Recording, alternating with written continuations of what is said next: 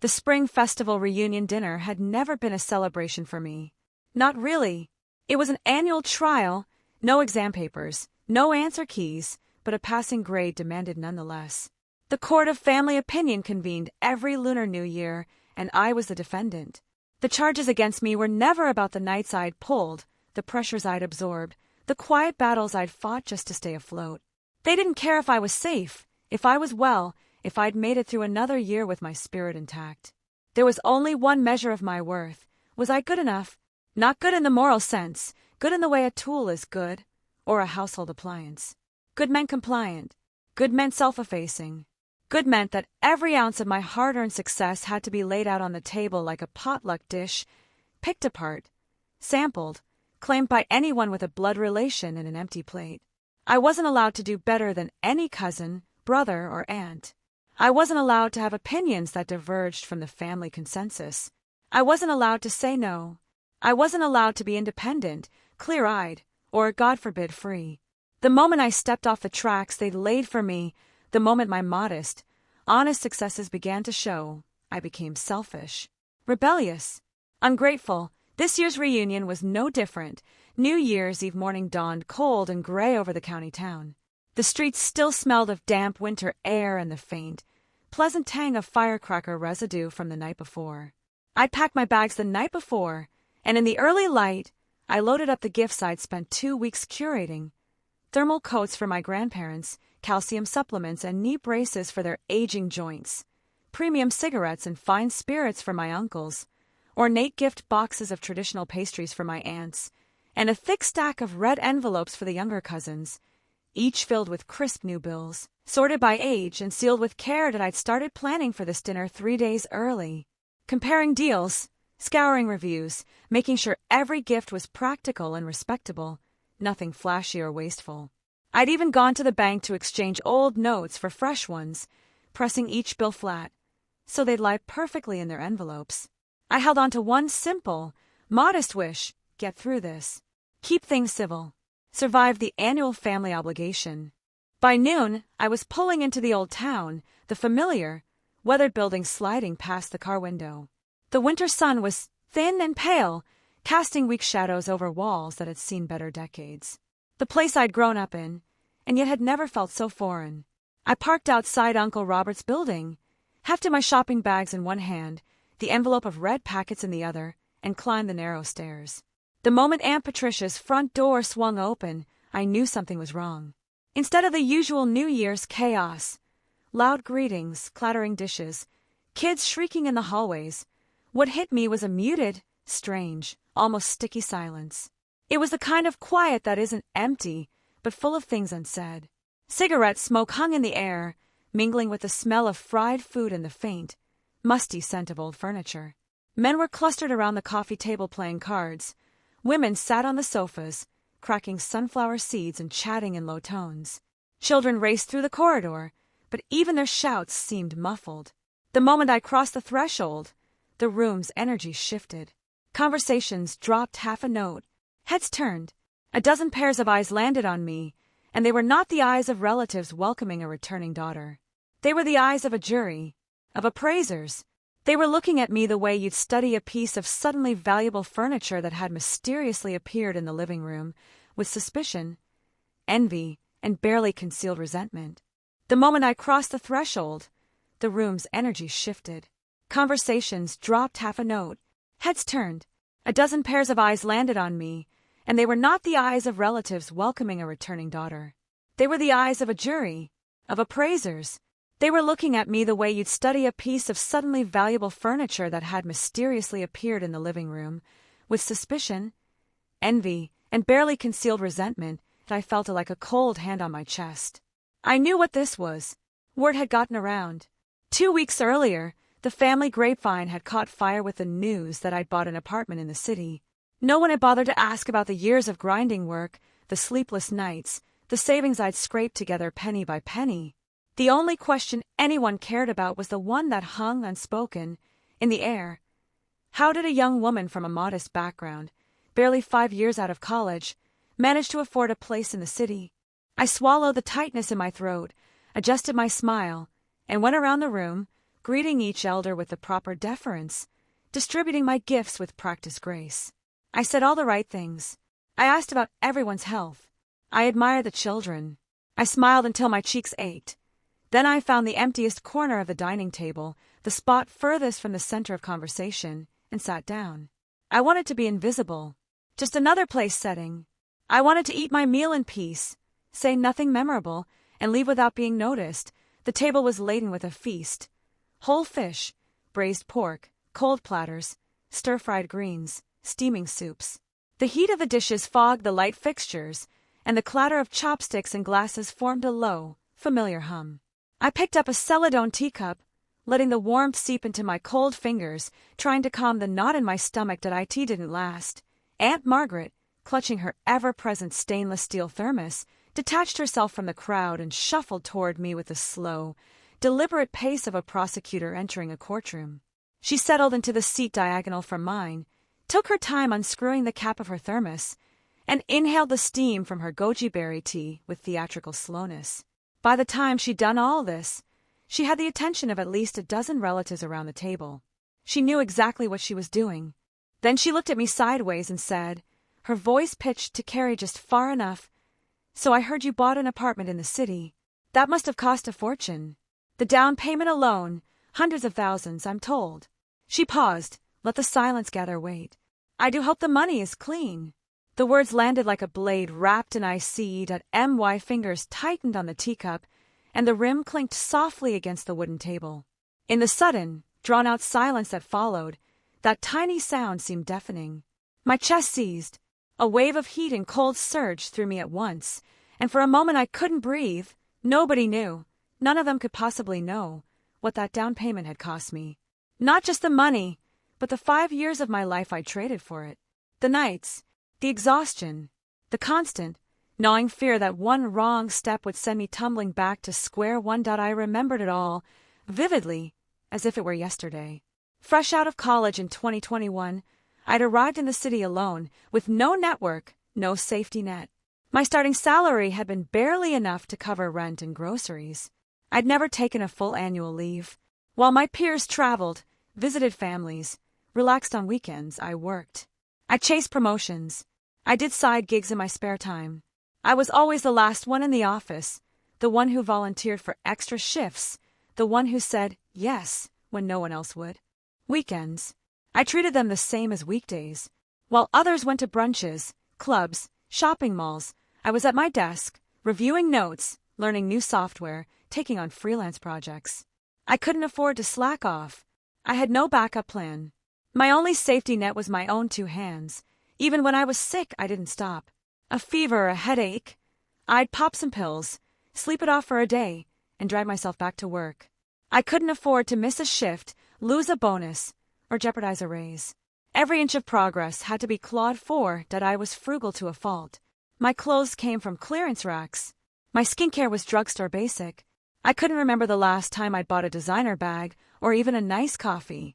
The only indulgent purchase I made each month was the bus ticket home, and even that I'd plan weeks in advance, calculating the cost against my budget. Every paycheck, I'd immediately set aside 2/3 into savings.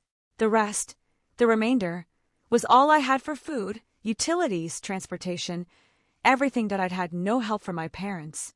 No handouts from relatives. No shortcuts. Every cent of that down payment was traceable: bank statements, pay stubs, tax records, Social Security contributions. The entire purchase process, from inspection to contract to mortgage approval, had been conducted through official channels. I had receipts for everything: the down payment, the notary fees, the registration taxes. Everything was legitimate. Everything was proven. I forced the storm of anger and hurt back down into my chest, let it settle into a cold, hard knot, and met Aunt Margaret's gaze. I kept my voice even, polite, almost gentle. "It's all for my salary," I said. "Every penny. I have the records. If you'd like to see them, I can show you. It's completely above board." My composure didn't earn me respect. It earned me an inch, which my aunt promptly took as a mile. "Your salary," she scoffed, slapping her thermos onto the table with a sharp thunk. "Young people these days. You think we don't know how much things cost. How could you possibly have saved that much, that fast?" She looked around the table, seeking validation. Your parents worked so hard to send you to school. All those years of sacrifice. And now that you're finally earning, you're not thinking about helping your family. No, you're buying yourself a big apartment.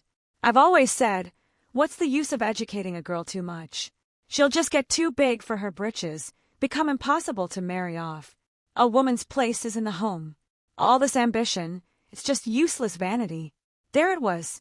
The old familiar refrain, the song I'd heard my whole life. Every attempt I made to better myself was a crime. Every step forward was a betrayal. Before I could respond, Uncle Henry chimed in, nodding vigorously. Your aunt speaks sense. Girls don't need to be so ambitious. A quiet, simple life is best. Too much success. It attracts envy, trouble. And it makes it hard for the family to keep you in line. Keep you in line. Those two words hit me like a slap. Not because they were crude, but because they were honest. They revealed the real expectation. I wasn't supposed to be an adult, an individual, a person. I was supposed to be a family asset, a thing to be managed. Then Vanessa, my cousin, let out a thin laugh. Exactly.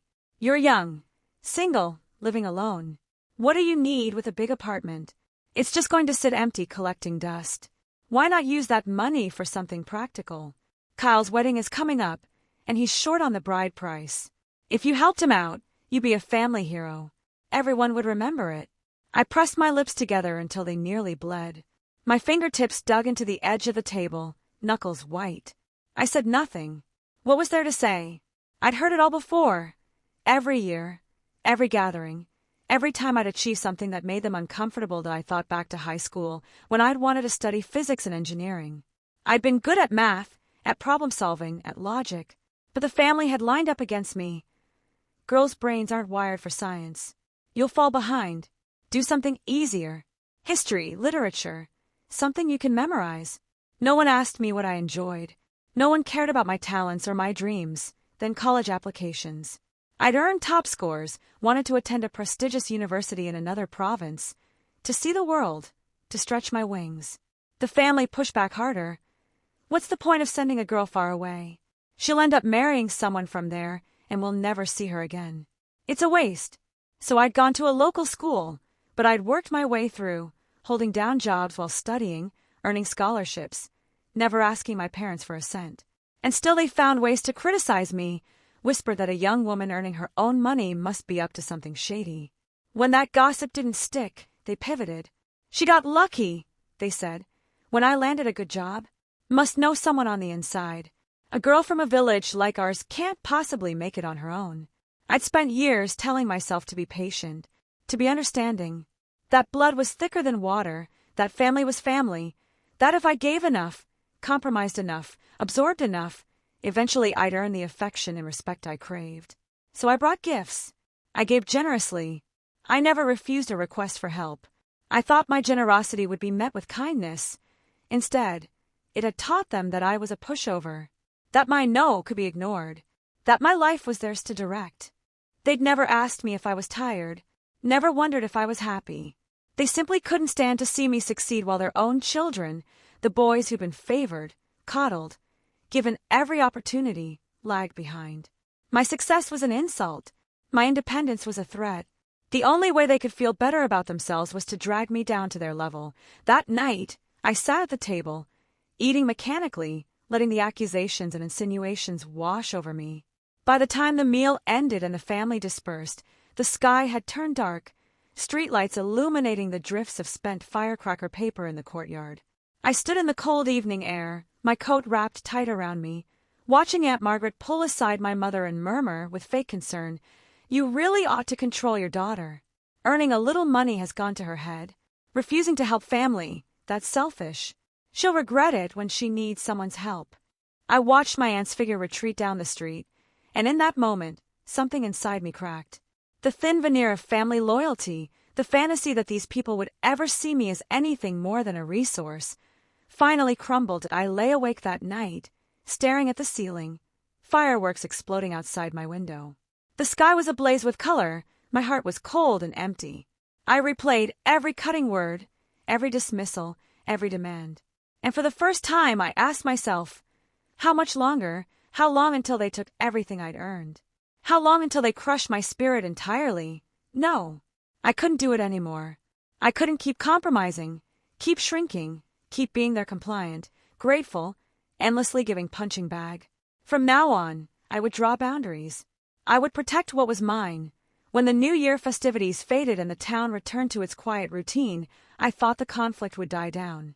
I was wrong that I'd assumed that the tension at the dinner table was just a flare of jealousy, a momentary brush fire that would burn out. I'd assumed my silence and my continued civility would eventually make them lose interest. I underestimated their greed and their determination that in early February, as I was packing to return to the city, my phone buzzed. The caller ID read, Kyle. I knew, with a sick certainty, what this was about.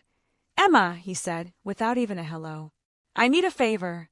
The wedding's coming up, and I'm short on the bride price. I need $10,000. Just a loan. I'll pay it back in a year, maybe sooner. You've got the cash. You've got your new apartment. It's nothing to you. You have to help me. I closed my eyes and breathed slowly. Of course it had to come to this. The polite hints at the dinner table, the veiled suggestions from Vanessa, they were all just warm-ups for this moment. They decided, collectively, that my savings were the family's emergency fund. I kept my voice even, apologetic even, as I explained. Kyle, I just bought the place.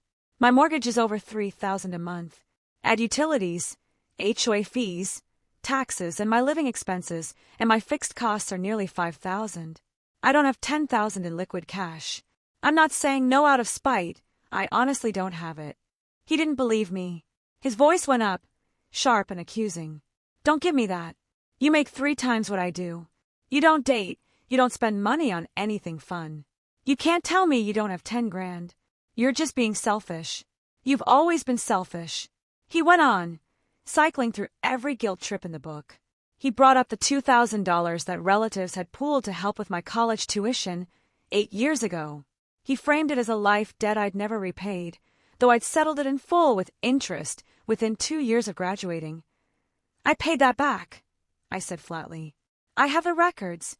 Do you want me to show them to you? Family doesn't keep records, he shouted. Family helps each other. You're cold, Emma. You're heartless. Fine, you won't help me? I'll get Mom to call you. Let's see if you can say no to her. He hung up. Half an hour later, my phone rang again. Aunt Margaret. She was a different kind of predator from Kyle, more sophisticated, more manipulative. She started with a long, heavy sigh, then launched into a tearful monologue about how hard Kyle's life had been, how much he loved his fiancée, how the wedding was hanging by a thread, how she was so ashamed to have to ask me for help, how she'd be grateful forever, how she'd get down on her knees and beg if she had to. I listened, and I repeated my situation, calmly, patiently, point by point. I explained the mortgage, the bills, the tight budget. I said that even if I had the cash, I'd need a proper loan agreement, signed, witnessed, with a repayment schedule. I wasn't trying to be difficult. I was trying to protect us both from future misunderstandings. The moment I said loan agreement, her tears vanished. Her voice hardened, sharpened. A loan agreement? We're family. You're telling me you'd make your own cousin sign a contract? You've become so arrogant since you moved to the city. You think you're above us now, don't you? Don't you remember who took care of you when your parents were working? Who fed you, looked after you when you were sick? We never asked for anything in return. And now you want to put terms on a family favor? You're an ingrate. A snake. She didn't wait for my response. She hung up. 3 days later, my mother called, her voice low and furtive. Emma, your aunt is going around the neighborhood, telling everyone you're ungrateful, that you're turning your back on family. She's saying things about your money, that it can't possibly come from honest work. She's telling people you must be doing something shady to afford that place. I felt the cold spread through me, like ice water in my veins. They weren't trying to borrow money. They were trying to control me, and if they couldn't do it through kindness, they'd do it through blackmail. They wanted me to cave, to give them what they wanted, just to preserve my reputation. Then my father got on the line. His voice was gentle but filled with that old familiar plea for peace. Emma, just let it go. Don't fight them. They're family. If the rift gets too wide, it'll be awkward at every reunion. Just forgive them. We can always keep our distance later. but don't make a public spectacle. Don't make it worse. I couldn't hold back. My voice was tight, controlled, but firm. Dad, if I give in now, they'll ask for $20,000 next month and $30,000 after that. Every time they spread a rumor, I'll have to buy my way out. I'll never stop paying. My boundaries aren't walls, they're the only things keeping me from being completely consumed. There was a long silence on the line. Then my father sighed and I hung up, sat at my desk, and stared at the dark window. I realized with sudden clarity that fighting, arguing, yelling, explaining was futile. Against people who had already decided I was guilty, every defense looked like an admission. The only way to protect myself was with proof. Records. Evidence that I opened my computer and got to work. I downloaded 5 years of tax filings from the IRS website, each with its official digital stamp. I exported my full banking history, marking each deposit's source and each expense's purpose. I pulled my mortgage statements and property tax records. I scanned every document related to the apartment purchase, contracts, receipts, appraisal reports, the certificate of title. I saved them all, secure and encrypted, in multiple backup locations that I also created a folder labeled Family Transactions, where I gathered receipts for every time I'd lent money to relatives, including the $2,000 to Kyle, and the conversations where I'd asked, politely, repeatedly, for repayment. I also began collecting screenshots of the family group chat, preserving every snide comment, every passive-aggressive jab. I downloaded call recordings, legal in my state, of every conversation with Aunt Margaret and Kyle. It felt paranoid. It felt cold. But I'd learned the hard way that kindness without boundaries was just an invitation to be devoured, I thought. I hoped that my silence and my meticulous documentation would make them back off. I was still too naive. Kyle, after being refused and publicly shamed, stopped pretending. He began sending me accusatory text messages daily. You're heartless. You think you're better than me. You'll regret this. When I make it big, I won't forget your selfishness. Each message I read, sighed at, and filed away in my folder, Aunt Margaret escalated. She called my mother every few days, sobbing about how I'd ruined her son's life, threatening to show up at my apartment with Kyle and the whole family to stage a public confrontation. She told my mother, we'll stand outside her building and tell everyone what she's done. Let her precious neighbors see what kind of person she really is. She thought I cared about appearances. She was right, to a point, but she didn't understand that I was no longer willing to trade my self-respect for a good reputation among people who despised me, that I told my mother, flatly, if they come, let them. The building has security cameras. My documents are all in order. They'll only embarrass themselves. The only thing I need from you is to take care of yourself. Don't let them stress you out. My mother was quiet for a long moment. Then she sighed. The lowest blow came from Liam, my 15-year-old cousin. One afternoon, I received a voice message from him. His young, uncertain voice crackled through the speaker. Emma, my mom and grandma told me you make dirty money. They said you do bad things to afford your place. They said you're selfish and don't help family. They said you'll be punished one day. I listened to it 3 times. The first time, I was in shock. The second, I felt the cold fury. The third, I was calm. I saved the message to my folder and responded, Liam, you're young. There's a lot you don't know. I can tell you one thing. Every penny I earn is honest. When you're older, you'll understand. For now, focus on school and don't let what grown-ups say get to you. I didn't blame him. He was a pawn. But I kept the recording. The full-scale family war broke out in late February. I was in a project review meeting at work, phone on silent. When I emerged, I had 12 missed calls from my mother, Aunt Margaret, Uncle Robert, Vanessa, and a string of distant relatives I barely spoke to. My WhatsApp was flooded with messages. The family group chat had exploded. I scrolled up. Aunt Margaret had posted a long, tearful manifesto, framed as a desperate mother's plea. She painted me as a cold-hearted city dweller who'd abandoned her roots, a woman hoarding money while her own cousin couldn't afford to marry. She ended with a bolded line. If she can do this to her own blood, she can do it to any of you. Is this the kind of family member you want? The group chat erupted. Vanessa jumped in first. I knew she'd changed. She used to be so sweet. Others followed, a chorus of judgment. Money changes people.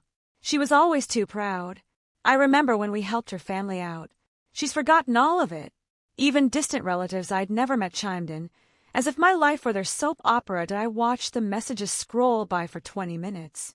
I didn't engage. Instead, I did 3 things. First, I organized my evidence: tax records, pay stubs, mortgage statements, transaction histories. Second, I screenshot every accusatory message. Third, I composed a response, measured and precise, in a separate document. Then I posted it. To all my relatives, I'm going to respond to this once, clearly and finally. After this, I won't discuss this topic again. Point 1. Cal asked me for a $10,000 loan. I explained, honestly, that I have no spare cash after my mortgage and expenses. This is not an excuse. It is my financial reality. I am willing to show my bank statements to anyone who doubts this. Point 2. Aunt Margaret's claim that we've scraped together everything, and I'm the only one holding them back, is false. I have records of the financial help I've given to this family over the years. Those records show that I've quietly paid for emergencies, covered bills, and lent money repeatedly. No one has ever thanked me for that. Now, because I say no once, I'm being called selfish. 3. Aunt Margaret has insinuated that my income is not legitimate. I have tax returns, pay stubs, and property records to prove otherwise. If anyone wishes to check, I'm happy to share copies. Point 4. To those who say, blood is thicker than water, I believe that too. That's why I gave so much for so long. But family is a two-way street. It cannot be a one-sided drain. That I will not be responding to further comments on this subject. I wish everyone a peaceful new year. I posted it, turned off my phone, and went back to work. By evening, the chat had become a battlefield, but the tide had turned. Some relatives were apologizing. Others were quietly deleting their comments. Vanessa put out a tepid message about being misinformed. Cal left the group entirely without a word. Late that night, my mother called. "You've shaken them up," she said, her voice tired but lighter than it had been in weeks. "Your aunt's been quiet all afternoon."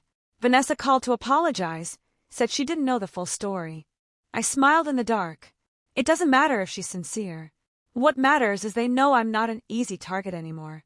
My mother paused, then said softly, "I used to think you needed to keep the peace, Emma. But seeing you stand up for yourself, I'm proud of you." My throat tightened. She'd never said that before. "Thank you, Mom," I whispered. After that, the storm settled. The call stopped. The rumors continued in whispers, but I stopped listening. I threw myself into my new apartment.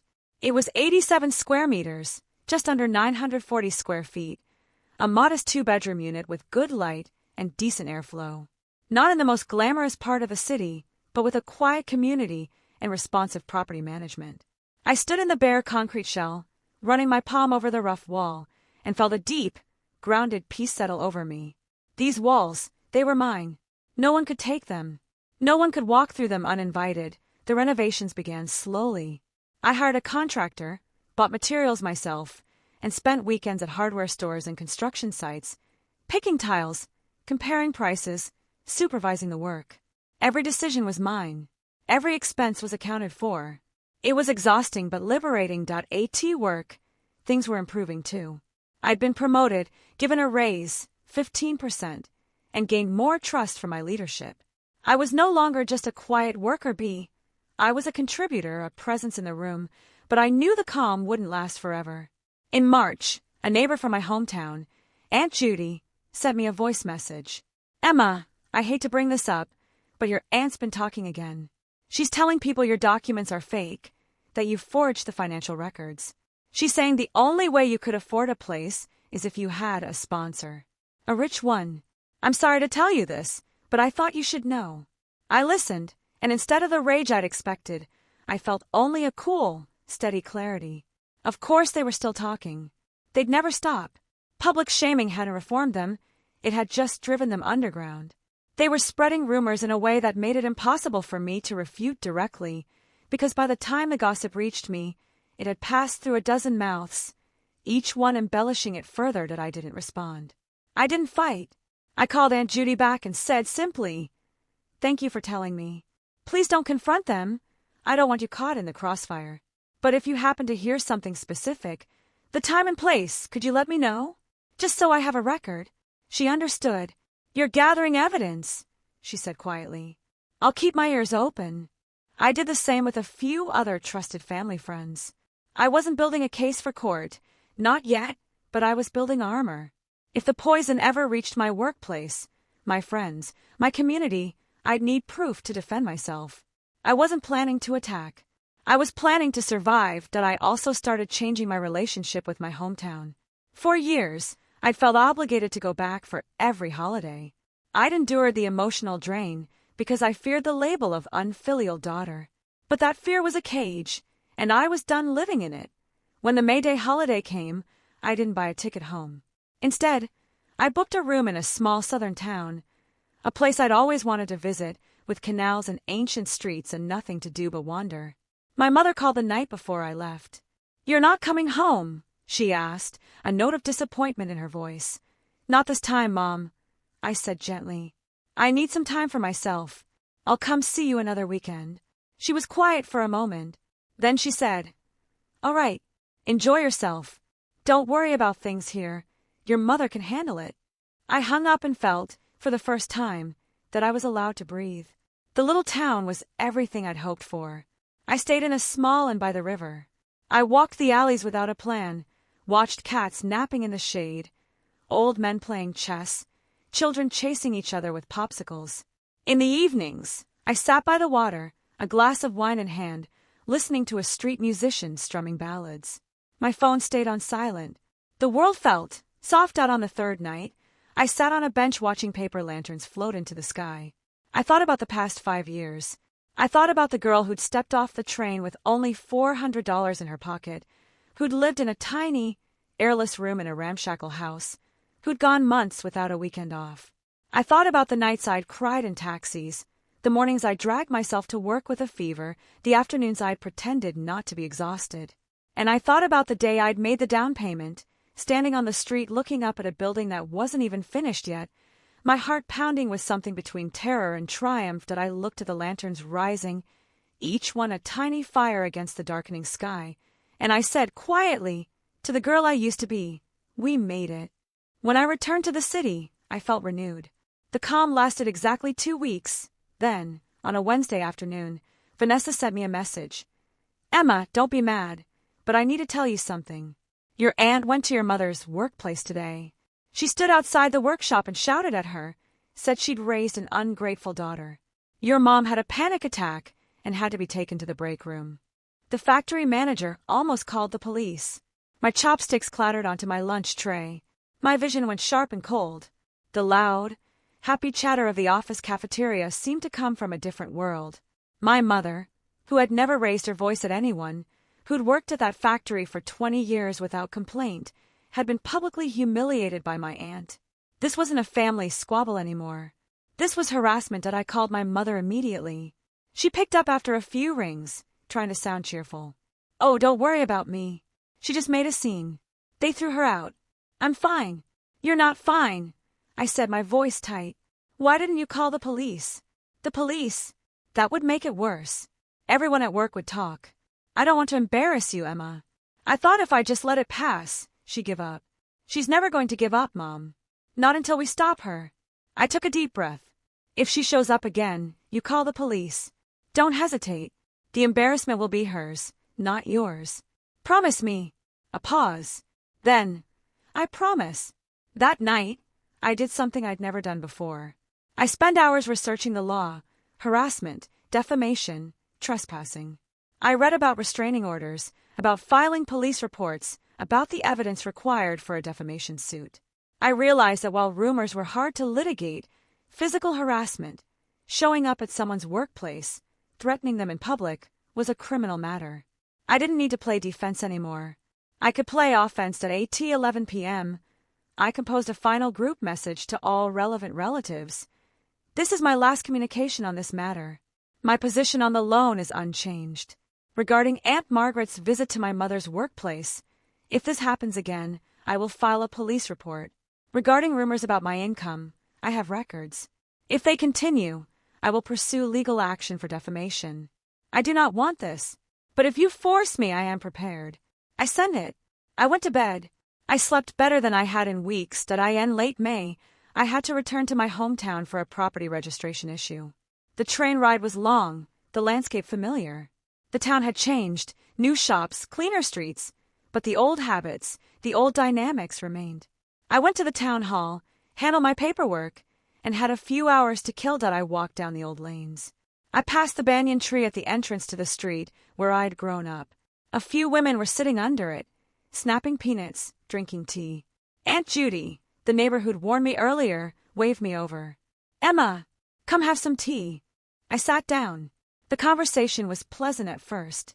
Then a woman I didn't recognize, a distant relative of some kind, leaned in and said, in a voice just loud enough for everyone to hear, "So you're the one who bought the apartment. I've heard a lot about you. They say you've done very well for yourself." Her smile was sharp. "I've also heard the money might not be entirely above board, that you might have had help from a certain kind of friend. Is that true?" The question hung in the air. The other women went still, waiting till I set down my teacup, looked her in the eye, and said mildly, "Who told you that? Was it Aunt Margaret? If so, please ask her to give me the name of this mysterious benefactor. If she's telling the truth, I'd like to thank him. And if she's not, then she should stop spreading lies. I'm an open book. If she has evidence, she should take it to the police or the tax office. Otherwise, it's just gossip." The group fell silent. The other woman looked away, picked up a peanut, and didn't speak again. I finished my tea, excused myself, and walked off. Behind me, the whispers resumed, but I didn't care. Later that evening, I saw that my father had posted a long, conciliatory message in the family group chat. He talked about the importance of peace, of not tearing the family apart. He said he believed in me, but he also wanted understanding. He ended with, "Emma has always been a good girl. I know she doesn't mean to hurt anyone." Good girl. That old phrase again. The phrase I'd been imprisoned by for my entire life. I replied, simply, "Dad, I read your message. I won't be the one to start a fight, but I won't be the one to keep giving in either. I'll do my duty as a daughter, but I won't accept demands that go beyond reason. I hope you understand." Then I left the group. The summer came and went. I buried myself in a cross-functional project at work, traveling frequently, working long hours. It was exhausting, but it was also a relief. It gave me distance from the family drama, and it gave me something to build, something that was mine. The project succeeded. My boss praised me. I earned an extra 3 days off that I spent those days doing nothing, cleaning, reading, watching movies in my half-furnished apartment. It was a quiet luxury point one evening. My mother called to tell me that Kyle had gotten married. "They scraped together the money after all," she said. "Aunt Margaret borrowed from your Uncle Robert and Uncle Henry. They had a small wedding, just 8 tables at a local restaurant." I felt no bitterness, no triumph, just a distant, faint weariness. All that drama, the threats, the accusations, the weeks of agonizing, and they'd solved the problem themselves. They'd never needed me. They just wanted me to be the easy answer. "That's good," I said. "I hope they're happy." After that, the noise from the family quieted. Not because they'd changed, but because they'd realized I wasn't going to be a source of easy money. The final insult came in December, when I received a bank transfer from Kyle, $1,680. The loan I'd given him years earlier, plus a terse note. Repayment. "Sorry for the delay." I stared at the notification. It wasn't an apology. It was a peace offering, a message that said, "I understand now that you're not someone I can push around." I transferred the money to my mortgage account. It wasn't much, but it was a symbol. The old Emma, the one who chased after overdue debts with apologies, was gone. The new Emma took what was owed and moved on. That Christmas, I invited my parents to spend the holiday at my apartment. Just the 3 of us. No aunts, no cousins, no extended family. When my parents walked through the door, I was in the kitchen ladling soup. I heard my mother pause in the entryway. Not the kind of pause that comes from hesitation, but the kind that comes from being gently stopped by something unexpected. I leaned out to look, and saw her standing there, one hand still on the doorframe, her gaze traveling slowly from the pale gray living room wall to the floor-to-ceiling balcony window, then settling on the fiddle-leaf fig in the corner that had just pushed out a new leaf. She didn't speak, but the corner of her mouth twitched slightly, as if a sentence had formed on her lips and then been swallowed back to "My father came in behind her, and he changed his shoes more slowly than usual. In the old house, He always strode in like the space naturally belonged to him. But now, standing on my doormat, he looked down at the pair of new cotton slippers I'd set out for him, dark blue. I'd chosen them knowing he'd like that color, and asked in a quiet voice, "These slippers, are they for me?" You said your feet get cold in winter." I turned back toward the kitchen, soup bowl in hand, trying to keep my tone casual if he didn't respond right away. But out of the corner of my eye, I saw him bend down, straighten the slippers, and press the sole with his palm, as if testing how thick the fleece lining was. In that moment, it struck me, this might be the first time he'd ever walked into a space that was wholly, legally, indisputably mine. Not a rental bedroom, not a borrowed room at a relative's house, a place with my name on the deed. The way he entered was different from how he walked into anyone else's home. My mother finally crossed the threshold. She took a slow circuit around the room, her fingers grazing the wooden surface of the TV console, then pausing at the bookshelf, where my college award certificates sat next to a framed photo of her and me from last summer. She stood in front of that photo for a long time, long enough for the soup bowl in my hands to grow warm and then start to cool. When she turned back, her eyes were a little red, but her voice was deliberately flat. "This wall color is quite nice. What do you call the shade of gray?" "Morning mist," I said. "Morning mist." She repeated it like she was tasting an unfamiliar word. Then she nodded, said nothing more. But I knew what she was thinking. She was thinking about the house we'd lived in for 20 years, the walls that peeled every spring, the white paint she'd brushed on herself, year after year. She'd never asked what that white was called. It had no name. She painted it for 2 decades without knowing its name. My father sat down on the sofa, then stood up again and walked to the window. Outside, in the garden below, someone was walking a dog. Children were chasing each other around the fountain, and the neighboring buildings stood in quiet rows through the thin winter afternoon haze. He looked for a long time, then turned and said, "The view here is pretty good. I picked this floor for that reason." "You view the place alone?" he asked. "Yeah." He was quiet for a while. I imagine him picturing it, his daughter, standing alone in a bare concrete shell, holding a floor plan, measuring dimensions against a blank wall. He'd never seen a raw, unfinished apartment. He didn't know how gray and dusty and unhomelike that stage could be. But he could imagine it, I think. His daughter, standing in an empty room, with no family beside her to help her decide. He didn't ask further. He just glanced out the window once more, then cracked it open to let a sliver of winter air slip in. My mother called from the kitchen, "Close the window, the soup will get cold." He quickly shut it, looking like a child caught misbehaving, and threw me a small smile over his shoulder. It was a light smile, but I read what it carried underneath. "Sorry for all those years I wasn't there to help you pick a window. Dinner was simple, 4 dishes and a soup, all made by my mother. She insisted on cooking herself, saying, 'Restaurant food isn't the same as home food.' I didn't argue. I stood beside her, washing vegetables, slicing ginger, peeling garlic. The kitchen was small, and the 2 of us barely fit, but the closeness felt comfortable. She'd reach for the salt, and I'd pass it to her without a word. I'd reach for a bowl, and she'd hand it over. No instructions, no requests, just hands moving in rhythm. I'd seen this choreography 1,000 times growing up, but back then I was the one sitting at the table waiting to be fed. Now I was the one passing the salt. My mother chattered while she stir-fried, about whose kid had gotten into college, whose elderly parent had fallen ill, how the tofu seller at the market had raised her prices again. She didn't look at me while she talked. She kept her eyes on the walk. But I noticed that every topic she brought up carefully steered clear of my aunt, my cousin, that whole circle back home. She was drawing a quiet boundary around this kitchen, around this dinner. In this space, those names wouldn't be spoken. My father sat at the table peeling garlic. He worked slowly, meticulously, as if it demanded real concentration.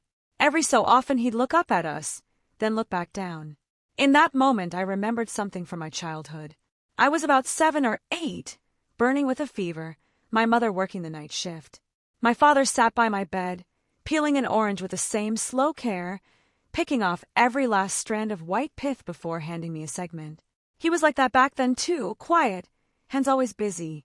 When the last dish was brought to the table, my mother untied her apron, folded it, and placed it on the empty chair beside her.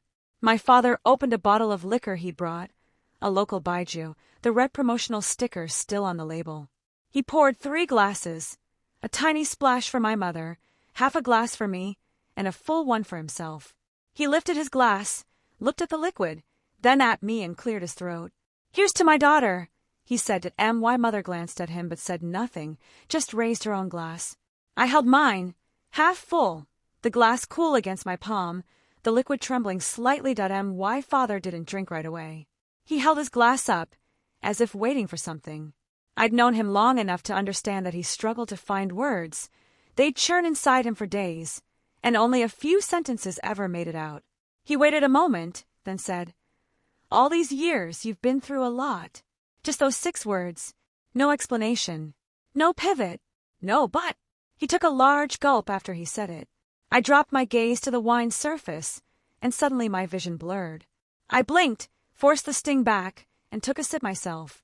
The liquor burned, a clean heat that went from my throat to my stomach. My mother made a soft sound, "Ayaya," like she was pretending to be annoyed at how sentimental we were being.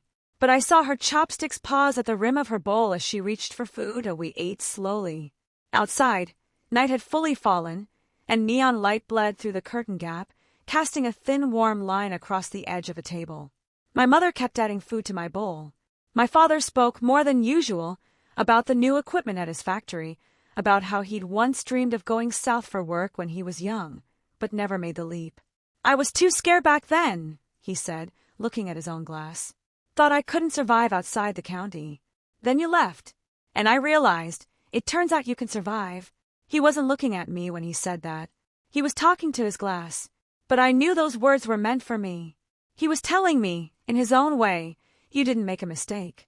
The path you took was the one I was too afraid to walk. After dinner, my mother washed the dishes in the kitchen, and my father sat in the living room watching TV, the volume so low it was barely audible. He wasn't really watching. He just wanted the company of sound.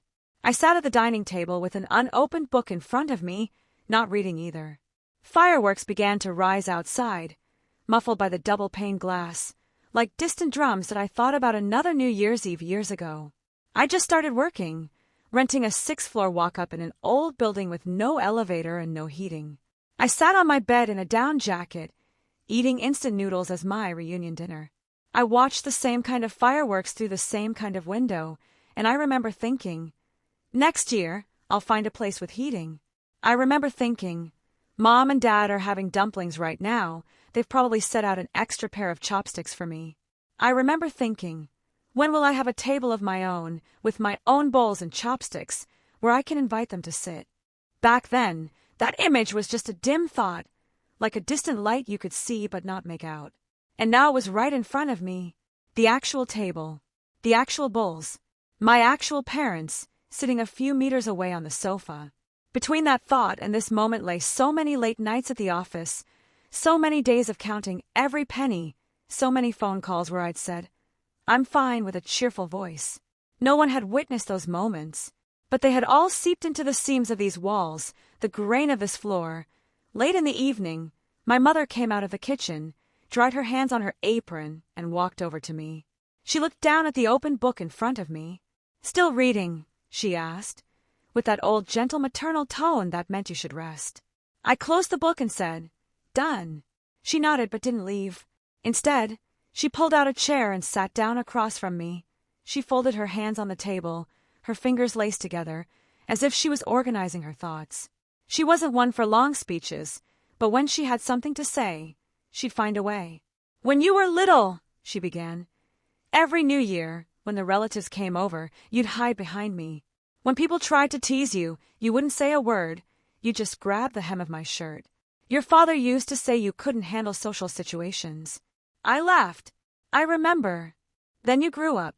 You stopped hiding behind me, but you started hiding inside yourself."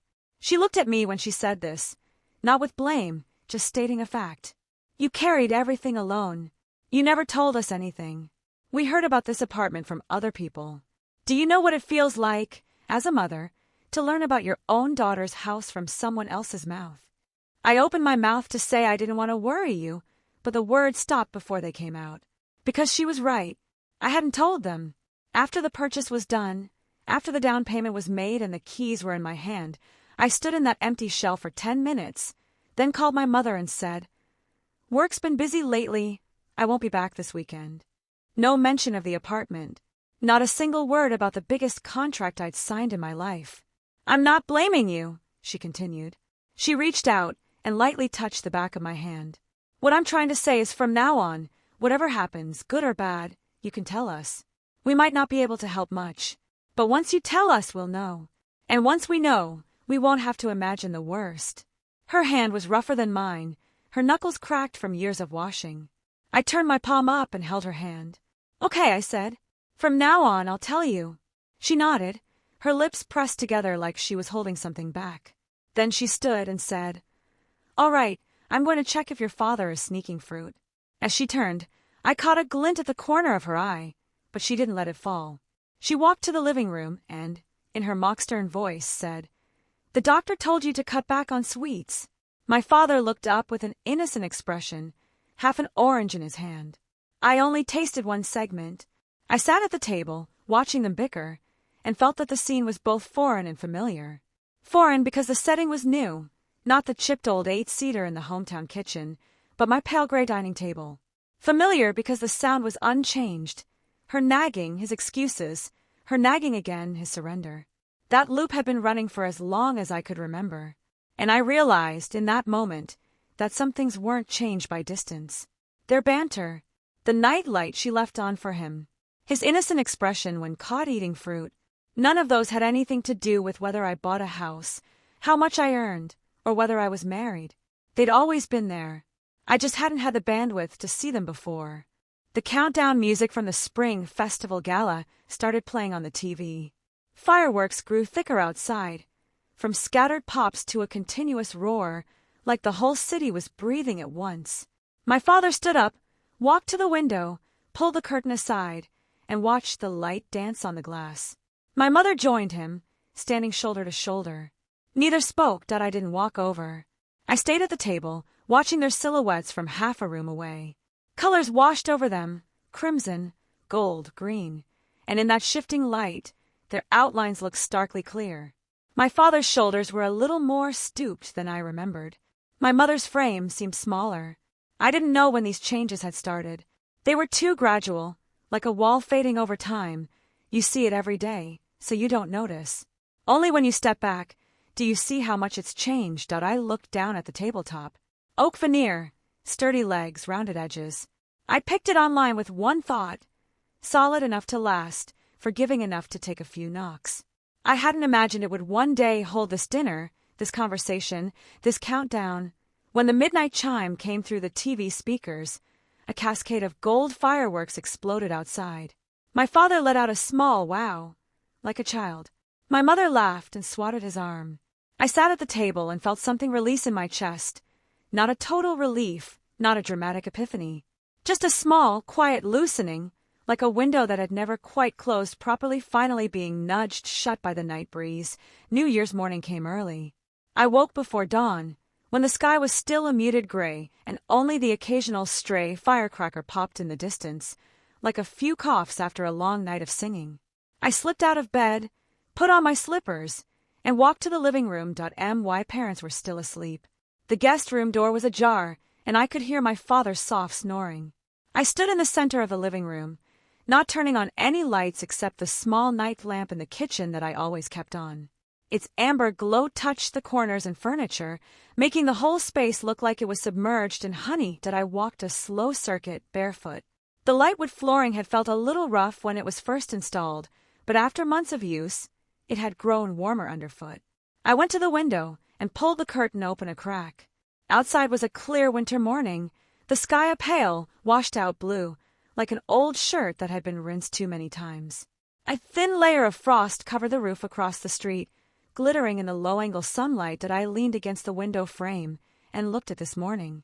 No fireworks, no firecrackers, no loud relatives in crowded rooms. Just light, quiet streets, frost, and the opposite roof. I thought about the same time yesterday, when I'd been worried that this meal would be awkward, that there'd be uncomfortable silences, topics carefully avoided, looks exchanged across the table. None of that happened. Last night we sat around one table and talked about things we'd never said before. We also fell silent many times. But those silences were soft. They were like sofa cushions you could lean into. Then I thought about further back. About that other New Year's Eve years ago, eating instant noodles in a rented room. About the note I typed into my phone's memo app that night.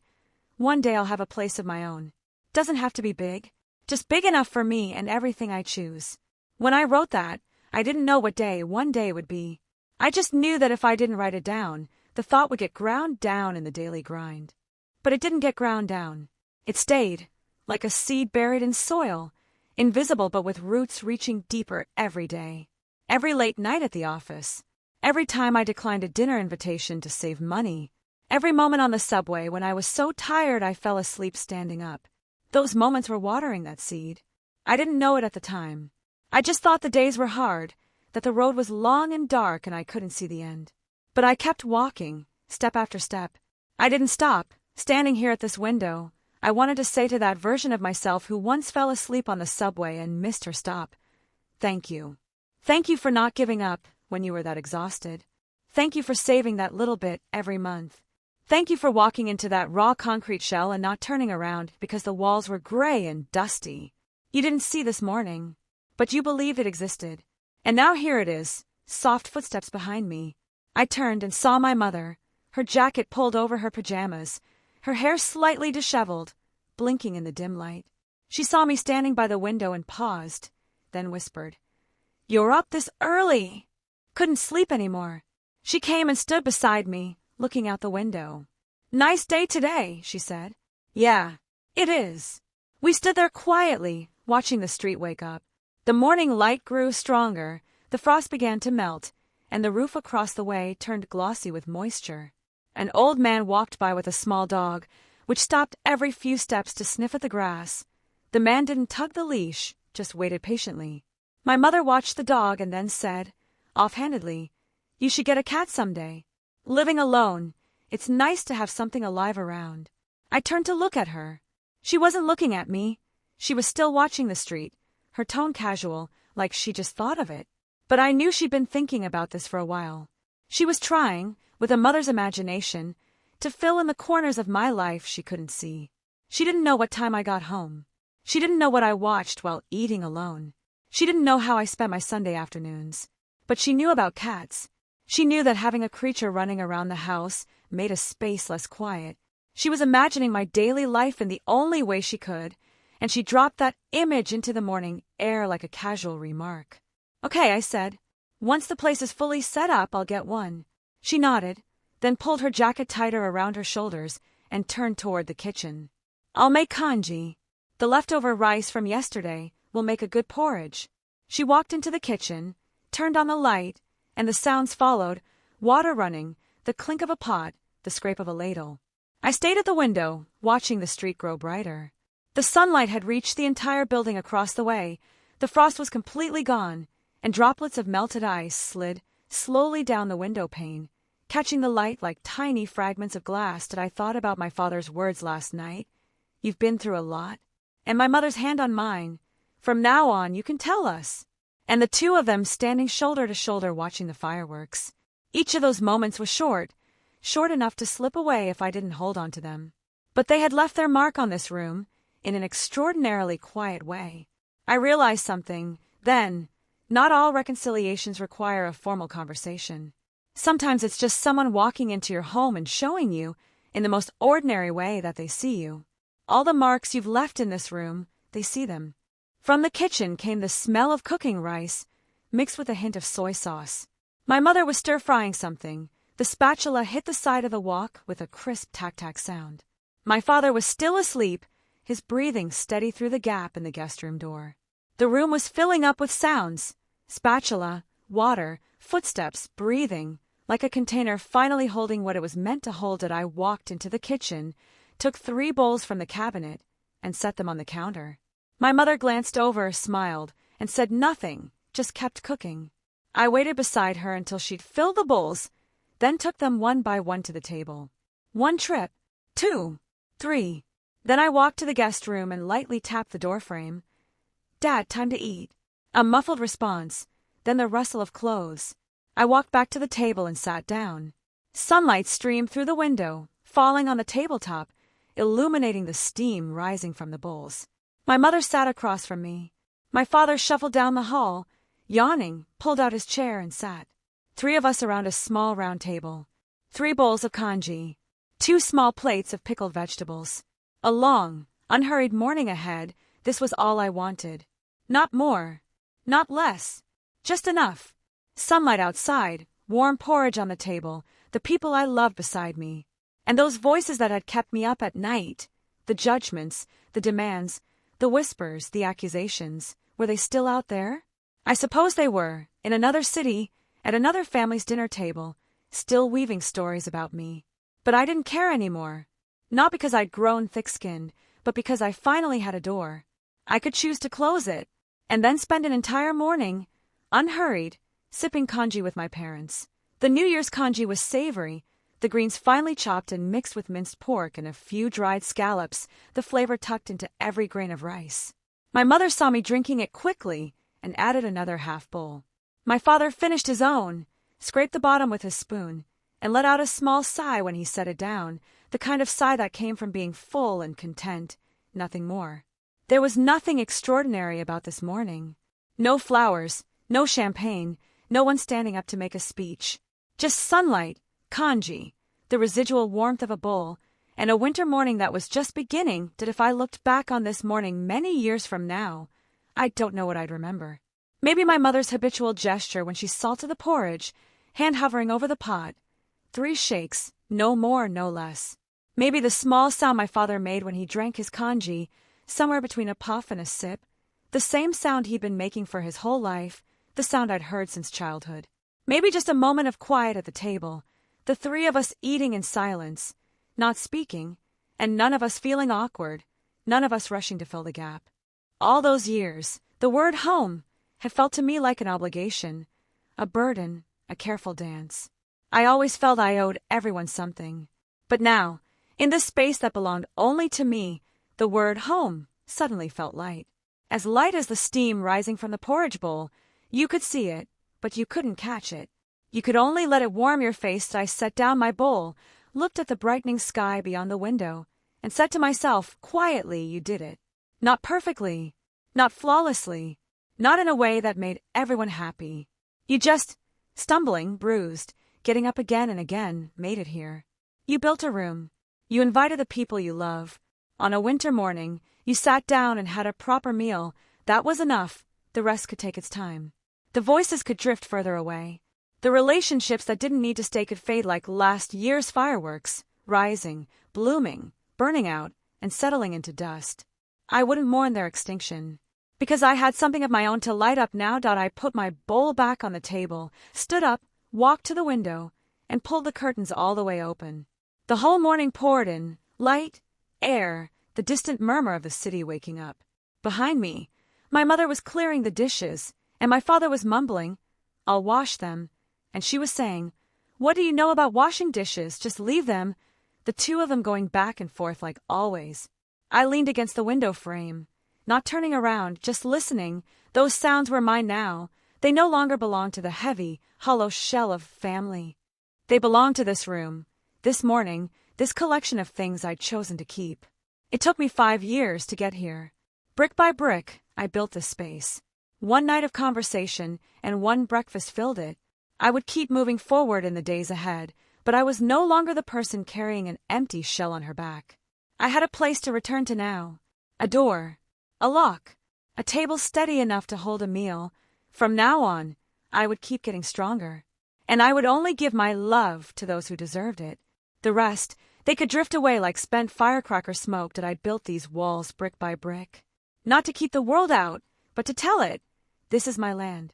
Enter only with permission.